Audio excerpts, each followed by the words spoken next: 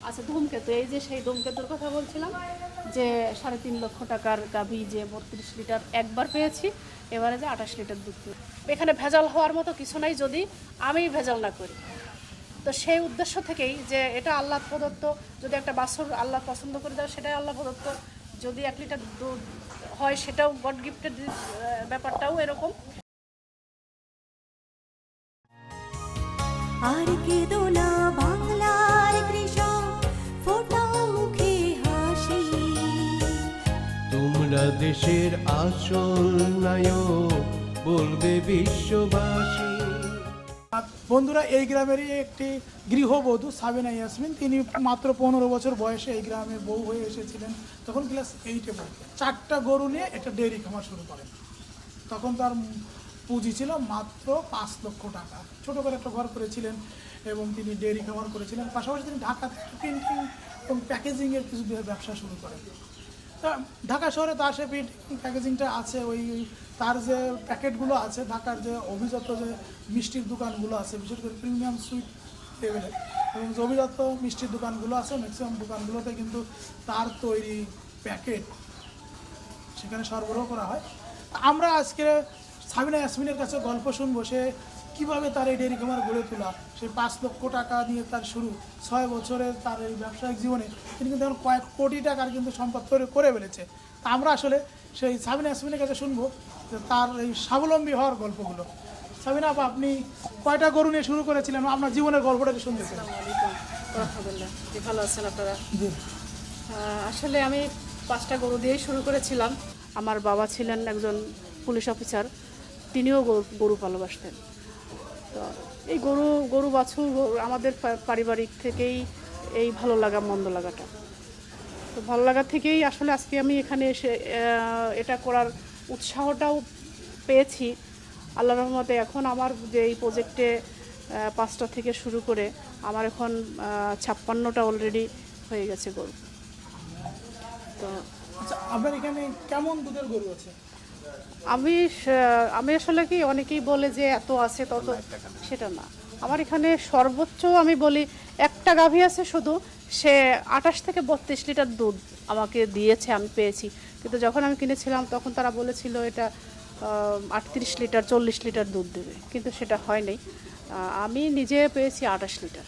আর এই এভারেজে 20 লিটার থেকে 20 লিটারটাও কম, এভারেজে হয়তো বা 4টা-5টা গাভী আমার আছে 20-এর, আর ম্যাক্সিমামটাই হলো আপনার 18 থেকে 14। আর এই গাভীগুলো পালন করতেও একটা খামারির জন্য আমাদের এই ওয়েদারে, এই পরিবেশে পারফেক্ট বলে আমি মনে করি। কারণ আমি যখনই একটা 40 লিটারের গাভী কিনবো তখন সেটার প্রতি একটা রিস্কই থেকে যায়। তো সেটা কনসেপশনের ঝামেলা হয়, ম্যাস্টাটাইসের প্রবলেম হয়, গরুটা নানাবিধ সমস্যা হতে পারে। তো আর আমার জানা মতে যে 40 লিটারের দুধের গাভী বাংলাদেশের পরিসংখ্যানে খুব কম। যারা বলে থাকেন সেটা একটু মনে হয় হয়তো একটু বেশি বলে থাকেন, কিন্তু আমি যতটা খামার পরিদর্শন করেছি বা ভিজিট করেছি, তো আমার কাছে মনে হয়নি যে এতটা দুধের গাভী মানে আমাদের দেশে এখনও পর্যন্ত আছে।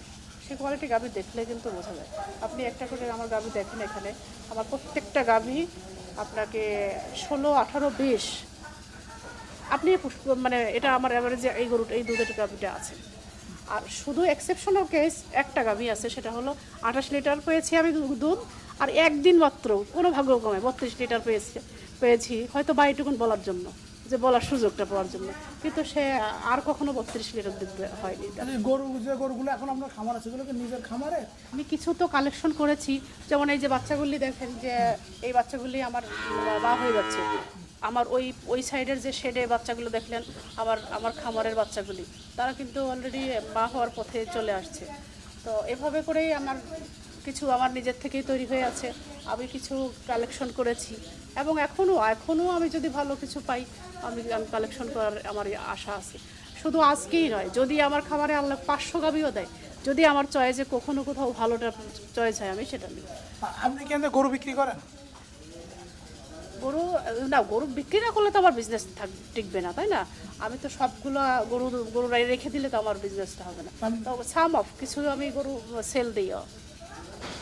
আপনি কি ধরনের গরুগুলো আপনি সেল দেন?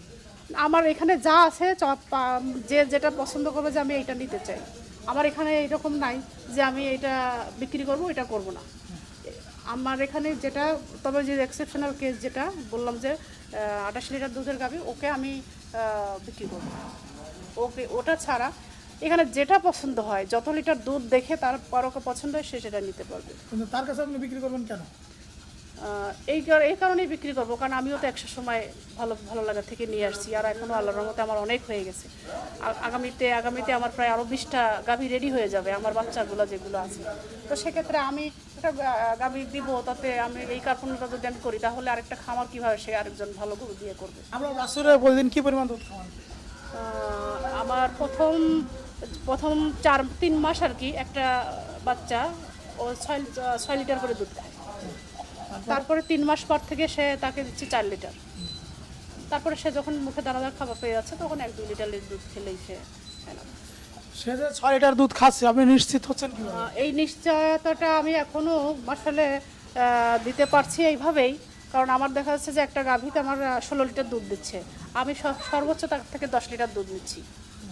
এটা আমার মানে আইডিয়া হয়ে গেছে। আসলে কাজের ধরন, যে কে কিভাবে কাজ করে অভ্যস্ত। আচ্ছা, আপনার এখানে দেখলাম কিছু গরুর নাম লেখা আছে, এই নামগুলো রাখা কেন?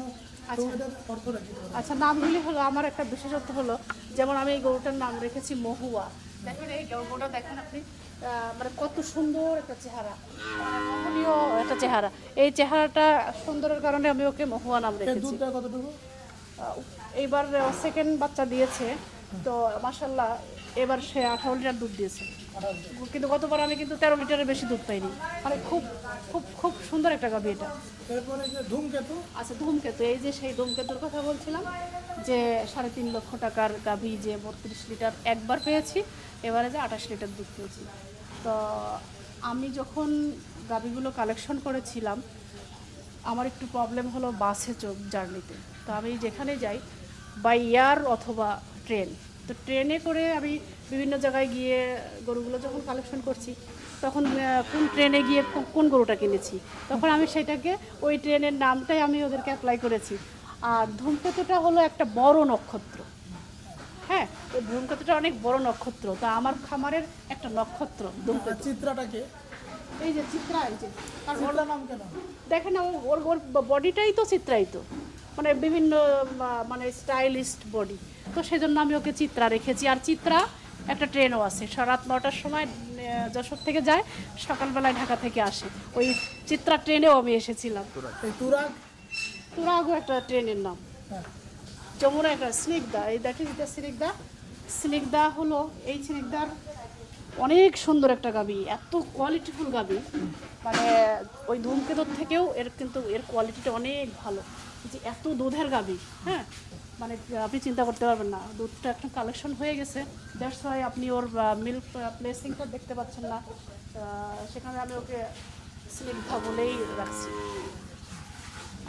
এটাও একটা গধূলি ট্রেন। আপনার দুধ কি করে?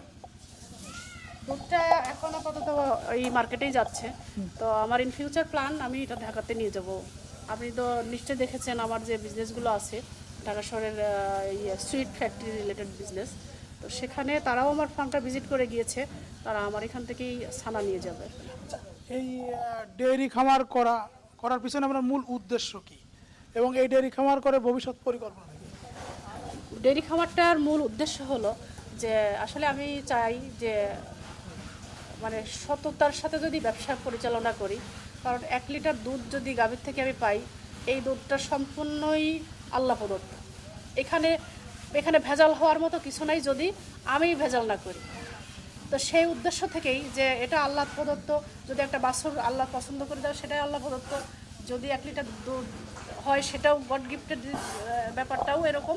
তো সেই কারণে আমি মনে করছি যে, এই ব্যবসাটা পরিপূর্ণ একটা হালাল বিজনেস এবং আল্লাহর রহমতপূর্ণ একটা ব্যবসা। আসলে সফল হওয়ার জন্য কি করা উচিত? সফলতার জন্য অবশ্যই আমাকে পরিশ্রমী হতে হবে, আর পরিশ্রমী হতে হলে তার জীবনের কিছু রুলস অ্যান্ড রেগুলেশনটাকে চেঞ্জ করতে হবে। যেমন অনেকেই আছে যে সকাল 9টা-10টা পর্যন্ত ঘুমিয়ে থাকতে খুব অভ্যস্ত, বাট আমার কাছে এটা খুব অপছন্দ। আমি তো করি না, আমার সামনে আমার আত্মীয় স্বজন যদি করে, আমার মনে হয় যেন মানে ওকে খুন করে ফেলে এরকম। আমি এটা খুব ডিসলাইক করি আর কি। সকালবেলা উঠে ফজরে নামাজ পড়বেন, নামাজ পড়ে যদি কোরআন তেলাওয়াত পারলো সে একটু করলো, কারণ আল্লাহ যা বলেছেন সেই অনুসারে জীবনযাপন করতে হবে।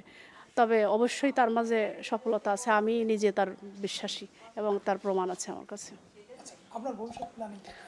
আমার ভবিষ্যৎ পরিকল্পনাটা আমি আসলে কখনো মানে প্রকাশ করতে চাই না, আমি কর্ম দিয়েই দেখায় মানে আগায় যেতে পছন্দ করি।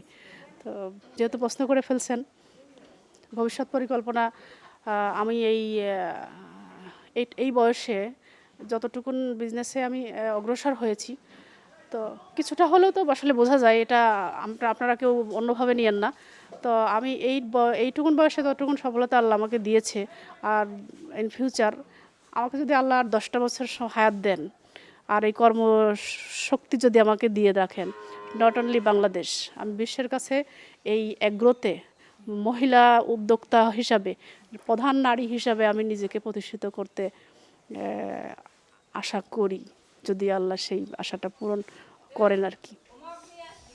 প্রিয় বন্ধুরা, আপনারা যারা এতক্ষণ ধরে সাবিনা ইয়াসমিনের কথাগুলো শুনলেন, হয়তো কিছু কথা আপনাদের খারাপ লেগেছে, কিছু কথা তো ভালো লেগেছে। সেই ভালো লাগা থেকে বলবো, যদি কেউ সাবিনা ইয়াসমিনের কথা শুনে স্বপ্ন দেখেন যে নিজে কিছু করবেন, নিজে ভালো হবেন, নিজের পরিবারটাকে ভালো রাখবেন, নিজের আত্মীয় স্বজন সবাইকে ভালো রাখবেন, সবার মাঝে নিজেকে একটা পরিচিতি ঘটাবেন, সাবিনা ইয়াসমিন আর যাই হোক, তিনি একজন কর্মব্যস্ত নারী। তিনি কি করেছেন, তার নিজের মানে শ্বশুরালয় হচ্ছে ফরিদপুরে, তিনি ব্যবসা করেন ঢাকায়। এই যে ডেয়ারি খামার আছে, এখানে সিসি ক্যামেরা আছে, সিসি ক্যামেরা দিয়ে তিনি ঢাকায় বসে কিন্তু সকালবেলা ঘুম থেকে উঠে দেখে যে ঠিকঠাক মতন গরু দোয়ানো হচ্ছে কিনা, গরু কোথাও কোনো সমস্যা হচ্ছে কিনা, সে প্রতিনিয়ত কিন্তু সিসি ক্যামেরা দ্বারা নিয়ন্ত্রণ করেন। কারণ তিনি আধুনিক টেকনোলজি ব্যবহার করছেন। এরকম টেকনোলজি কিন্তু আমরা যারা ঘরে বসে আছি সবার কাছে আছে, কারণ মোবাইল ফোনই টেকনোলজির মূল ক্ষেত্র। তা আমরা কিন্তু আমাদের এই মোবাইল ফোনটাকে ব্যবহার করতে পারি সাবিনা ইয়াসমিনের মতন টেকনোলজি হিসেবে। এবং তার যে স্পিড আছে, তার যে মনোবাসনা আছে, তার যে ইচ্ছা, তিনি প্রকাশ করছেন যে তিনি বিশ্বের ভিতরে অ্যাগ্রো বিজনেসে মহিলা এন্টারপ্রেনার হিসেবে নাম লেখাতে চায়। শুনে খুব ভালো লাগলো। আমি চাই যে এরকম নারী আপনিও হতে পারেন, যারা ঘরে বসে আছেন, শিক্ষিত নারী। সাবিনা ইয়াসমিন যদি পারে, তার 15 বছর বয়সে বিয়ে হয়েছিল। আপনারা তো অনেকেই আছে যারা লেখাপড়া শেষ করে তারপরে আপনাদের বিয়ে হয়েছে, তাহলে আপনারা কেন পারবেন না? তিনি সংসার সামলিয়েছেন, তিনি তার মেয়েকে লেখাপড়া শিখিয়েছেন, তারপরে তিনি পূর্ণ উদ্যমে এত সুন্দর করে খামার গড়ে তুলছেন। এবং ডেইরি খামার এমন একটি বিজনেস, যদি আপনি শ্রম দেন, একটুখানি যদি খামার ব্যবস্থাপনা সম্পর্কে জ্ঞান থাকে, লোকসান যাওয়ার কোনো সুযোগ নাই। এবং আপনি যে টাকা ইনভেস্ট করবেন 3 বছর পরে দ্বিগুণ হবে, 6 বছর পরে 4 গুণ।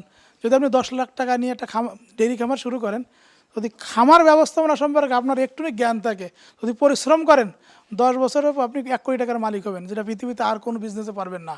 সততার সাথে ডেইরি খামার একটা সততার বিজনেস। গরুরে খাওয়াবেন, গরু আপনার দুধ দিবে। আরেকটা কথা বলি, আপনারা যারা ডেইরি খামার করেন, অনেকেই মনে করেন যে গরুতে দুধ হয় না, গরুর দুধের দাম পাওয়া যায় না, গরুর খামার লস, এইসব সব কিছু হচ্ছে খামার ম্যানেজমেন্ট আপনি না জানার জন্য, না বোঝার জন্য।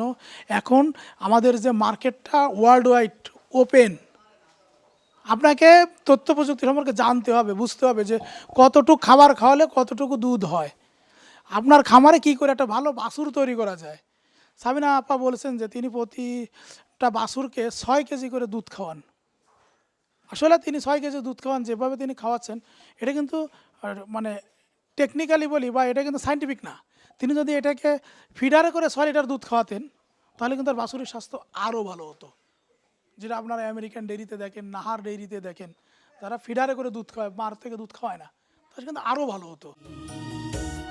তোমরা দেশের আসল নায়ক, বলবে বিশ্ববাসী।